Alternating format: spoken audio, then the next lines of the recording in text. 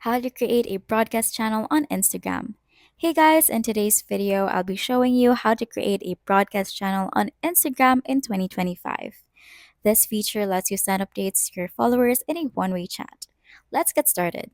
First, open the Instagram app and tap the DM messages icon at the top right. Then, tap the pencil icon and select Create Broadcast Channel. Now, here's the important part. This feature is only available to users who qualify for a broadcast channel. Typically, this is available for public figures, creators, and businesses with a significant following.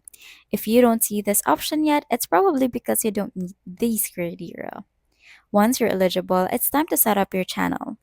Enter a channel name that fits your content or brand. Choose your audience. Is it public or just your followers? Decide if you want to allow reactions and replies from followers. Once you're done, tap Create Channel. Your broadcast channel is now live. To invite followers, tap Share Link or post a link in your stories or bio. You can also pin important messages or send polls to keep your audience engaged. And that's how you create a broadcast channel on Instagram. If this video helped you, please like and subscribe to How to Tutor for more helpful tutorials.